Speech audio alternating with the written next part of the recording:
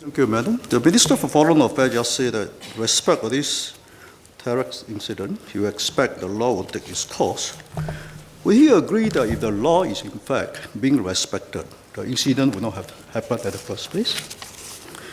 Second supplementary question. I'd like to ask the Minister what is his interpretation and assessment of a rising China in her behavior in relation to the detention of terrorist vehicle. Thirdly, I'd like to ask him, is China's progress economically and militarily becoming a superpower has made her arrogant and aggressive and to become a big bully? Thank you, Mr. Lau. I think on your first question, I don't want to speculate. Let the investigations be complete, and then let's see what conclusions Hong Kong arrives at. On to the question on whether or not the APL complied with the regulations that they were supposed to abide with. I do not want to speculate or prejudge the issue. Your second and third parts are really a broader issue, which is that as China rises, as China gains both economic and military strength, what implications that has on us, what implications does that have on the way they conduct international affairs, and indeed on their relationships with the rest of the world. I think the first point I want to make is that Singapore has been a long-term, reliable, and consistent friend of China.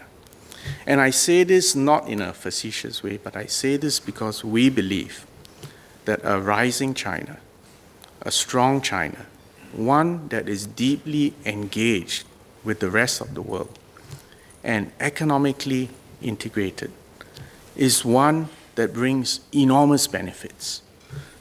If you look at it from a historical point of view, never before in history have hundreds of millions of people been raised from abject poverty into an opportunity now where they can enjoy the prospect of being in the middle class and consuming at the middle class. This is an enormous achievement of China in the last 70 years. Secondly, this emergence of China as both a manufacturing, a service, and a consumption hub provides enormous opportunities to the rest of the world. If you look at the way Southeast Asia and even Singapore has progressed over the last 70 years since the end of the World War, there were several critical ingredients to this. One is that we had peace and stability. Two, we had international law. Three, we've had reasonably free trade. And these have been ingredients for us all to achieve progress, to achieve prosperity without war, without conflict. So look against this light. We must welcome a rising China, a stronger China, an economically more integrated China. And we have to focus on the opportunities whilst at the same time recognizing that there will be issues to resolve from time to time. Now, this is where we have to learn to take things in our stride. We are a tiny city-state. We are a multiracial society, and we are located in the center of Southeast Asia. These circumstances are permanent. What this means, and I said it earlier, is that from time to time, other countries, big countries, will place expectations. Quite frankly, sometimes they will put pressure on us because they want us to completely align ourselves with their interests.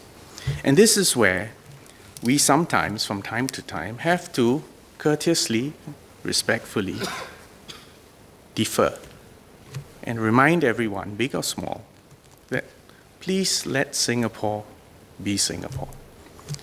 We may be small, but we are an independent, sovereign nation. We have our own permanent interests. We want to maintain our independence, We want to have as many friends as possible. We cannot be at the beck and call or act at the behest of any single superpower. Let us be ourselves. And if that means from time to time I have to have a difference with you, so be it. But I'm not against you.